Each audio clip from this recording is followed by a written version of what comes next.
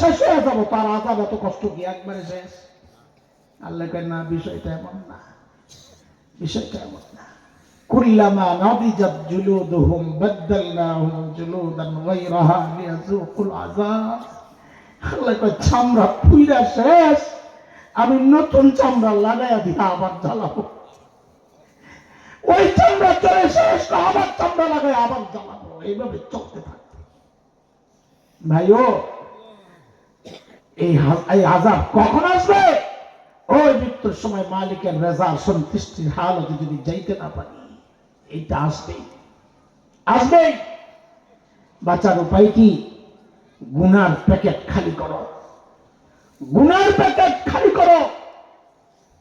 খালি মানে ভবিষ্যতে গুনাহ না করার দৃঢ় অঙ্গীকার করো দোস্ত। অতীতের গুনাহগুলা না রাখার দৃঢ় অঙ্গীকার করো। দুই কাজ। কাজ কয়টা বলে? কয়টা? যুবক কথা বল তোমরা, কয় কাজ?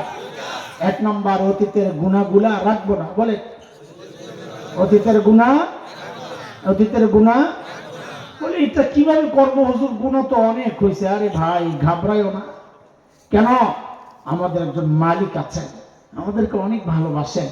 আমাদেরকে ভালোবাসার প্রমাণ তিনি বারবার নিজের নাম দিয়েই দিয়েছেন। এর মধ্যে আমার মালিক নিজের একটা নাম রাখছেন, গফফার। কি নাম? কি নাম? যেরকম এটা ডাক দেন, ইয়া গফফার বইলা। আল্লাহু আকবার। গফফার চিনেননি আপনারা? চিনেননি গফফার?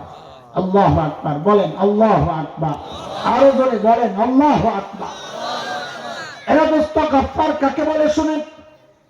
দুনিয়ার সবাই অপরাধী খুঁজে শাস্তি দেওয়ার জন্য।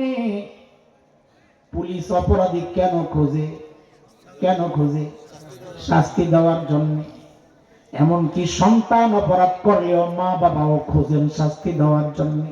ওস্তাদরা ছাত্র অপরাধ করলে খোঁজেন শাস্তি দেওয়ার জন্য। গফফার ওই মালিকের নাম, যিনি অপরাধীদেরকে খোঁজেন মাফ করার জন্য। প্রতি রাতে শেষ রাতে আইসাই ডাকতে থাকেন, আলা মিন মুস্তাগফিরিন ফাগফির লাহু। এ আমার অপরাধী বান্দারা, কে কোথায় আছস? আয় আয় আয়, আমার কাছে মাফ চা, আমি আইছি তোরে মাফ করতে। সারাদিন তো তুমি বান্দা, তুমি আল্লাহরে ডাকো, আর ওই শেষ রাতে আল্লাহ তোমারে ডাকেন, আয় আয় আয় মাফ চা, মাফ করে দিন। আমাদের মতো অনেক গুনাহওয়ালা হতাশ বান্দা যদি জানতে চায়, ওগো মালিক আমার গুনাহ তো অনেক, আপনি মাফ করবেন কত? গফফারের পক্ষ থেকে জবাব আসে, বান্দারে তুই গুনাহ করছস যত। বলে মাফ করবেন কত? বলে গুনাহ করছস যত। বলে তাও একটু শুনি না কত? তো হাদিসে কুদসি আল্লাহ বলেছেন, নবীজি আমাদেরকে শোনাইছেন, আল্লাহ বলে আমার কোন বান্দার গুনার পরিমাণ যদি সারা দুনিয়া ভরা যায়, এই পরিমাণ গুনাহ ভরতে ভরতে ভরতে ভরতে একদম আসমান পর্যন্ত যায় যদি লাগে, এই বিশাল গুনাহ, এ দোস্ত আসমান কত দূর জানা আছে? বিজ্ঞানীরা আবিষ্কার করেছে নক্ষত্রগুলো লক্ষ কোটি মাইল দূরে। আসমান কত দূর আবিষ্কার থাক দূরের কথা, এখন পর্যন্ত কেউ কল্পনাও করতে পারে নাই। আমার আল্লাহ বলেন, আমার বান্দার গুনার পরিমাণ যদি সারা দুনিয়া ভরে যায়, ভরতে ভরতে যায় যদি আসমানের সাথে যায় লাগে, এই বিশাল গুনার এই বিশাল ভান্ডার নিয়া, গুনার ভান্ডার নিয়া আমার বান্দা অনুতপ্ত হইয়া অনুশোচনা সহ আমার দুয়ারে আইসা যদি খালি বলে, ওগো মালিক আমি ভুল করছি, আর করব না, আমারে মাফ করে দেন, আমি লজ্জিত। তো আমার আল্লাহ বলেন, লা উবালি, আমার কোনো পরোয়া নাই, আমার বান্দা মাফ চাওয়ার সাথে সাথে আমি তার জিন্দেগির সব গুনাহ কথা মাফ করে দিব। অবস্থা বলে কাজ কয়টা? মনে আছে নি শুরুর কথা? কাজ কয়টা? দুইটা। আল্লাহকে রাজি করব, আল্লাহকে রাজি বলেন, আল্লাহকে রাজি করব, আল্লাহকে রাজি। রাজি করে কেমনে? নেকি কইরা, নেক আমল কইরা। রাজি রাখে কেমনে? গুনাহ ছেড়ে। ঠিক আছে কথা?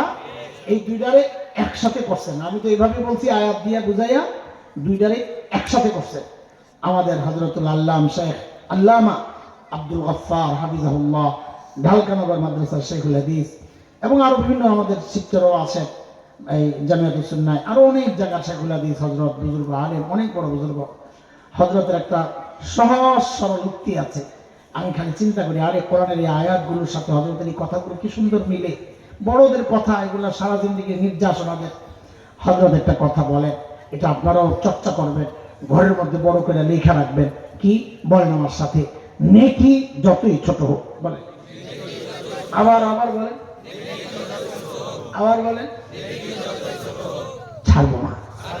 বলেন গুনাহ যতই ছোট হোক করব না। আবার বলেন নেকি যতই ছোট হোক, গুনাহ যতই ছোট হোক। তো নেকি যতই ছোট হোক যদি না ছাড়ি তো আল্লাহকে রাজি করা হবে, গুনাহ যতই ছোট হোক যদি না করি তো আল্লাহকে রাজি রাখা হবে। ঠিক আছে না? হযরতের কথা বড় ওজনওয়ালা কথা। এটা কোরআনের কত আয়াতের সাথে যে মিলে। সূরা হাশরে 18 নম্বর আয়াত আল্লাহ বলছেন, ইয়া আইয়ুহাল্লাযীনা আমানুত্তাকুল্লাহ, আল্লাহরে ভয় করো, ওয়াল তানজুর নাফসুম মা কদ্দামাত লিগাদ, আখিরাতের পুঁজি কি চিন্তা করো। তার মানে নেকি করো, গুনাহ ছাড়ো। এই কত আয়াত যে এরকম একসাথে, হযরত সব আয়াত একসাথে করে ছোট্ট একটা বাক্য বানায়া দিয়েছেন আমাদের জন্য, যে নেকি যতই ছোট হোক ছাড়বো না, গুনাহ যতই ছোট হোক। এইরকম জীবন যদি বানাতে পারি তো ইনশাআল্লাহ মৃত্যুর সময় আল্লাহর ওই ডাকটা শুনতে পারবো। কোন ডাক? ইয়া আইয়াতুহান নাফসুল মুতমাইন্নাহ ইরজিই ইলা রাব্বিকি রাদিয়াতাম মারদিয়াহ ফাদখুলি ফি ইবাদি ওয়াদখুলি জান্নাতি। আল্লাহ তাআলা আমাদের সবার জন্য ওই রকম মৃত্যু নসিব করেন যে মৃত্যুর সময় আল্লাহ ডেকে বলবেন, বান্দা আমি তোর উপর রাজি। ওইভাবে জীবনকে সাজানোর তৌফিক দেন। সাজাবো কেমনে? নেকি কইরা গুনাহ ছাইরা। বলেন সাজাবো কেমনে? নেকি কইরা গুনাহ ছাইরা। মনে থাকবো তো ইনশাআল্লাহ? আচ্ছা শোনেন।